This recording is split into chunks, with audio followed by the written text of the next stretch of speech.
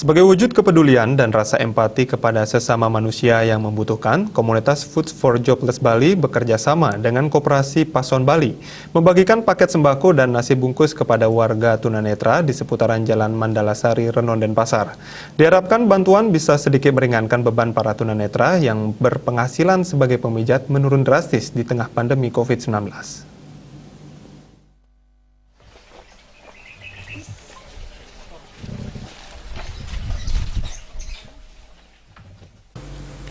Menurut Fantifang, founder Food for Jobless sudah memberikan donasi sejak April 2020 kepada pemijat tunanetra, pekerja sektor informal, lansia, dan anak-anak yatim piatu.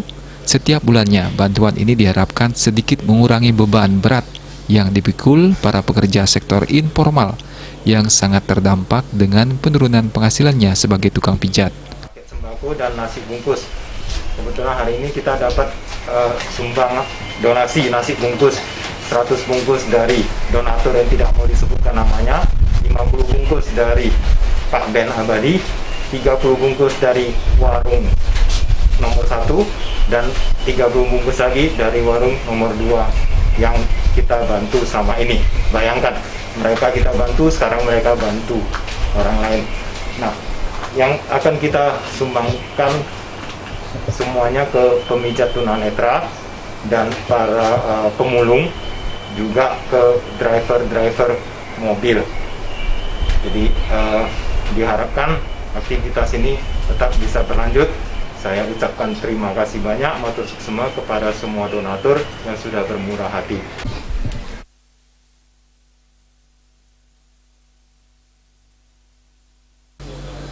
Bantuan berasal dari para donatur berisikan 10 butir telur, beras 5 kg, mie instan, minyak goreng 1 liter. Sebanyak 15 paket sembako dikirim ke gang sempit Jalan Mandalasari, Renon, Denpasar, di rumah keluarga Nyoman Pilih Sujana, yang diserahkan secara simbolis dan akan dibagikan kepada sesama tunanetra di sekitarnya. Nyoman Pilih Sujana sangat berterima kasih kepada keikhlasan Food for Jobless yang sudah sering membantu para tunanetra yang bekerja di sektor informal yang sangat merasakan dampak pandemi COVID-19, dan mendoakan agar para donatur diberikan kesehatan dan rezeki yang berlimpah.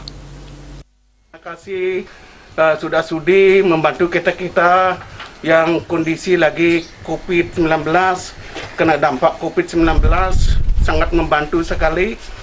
Bantuannya saya ucapkan banyak-banyak terima kasih. Salam Sarahayu buat Paspon 12, juga buat Koperasi Pason yang sudah rela, ikhlas, susah payah membantu kita. Semoga kedua perusahaan ini berhasil dengan cemerlang ke depannya dan selalu dimudahkan. Salam Rahayu.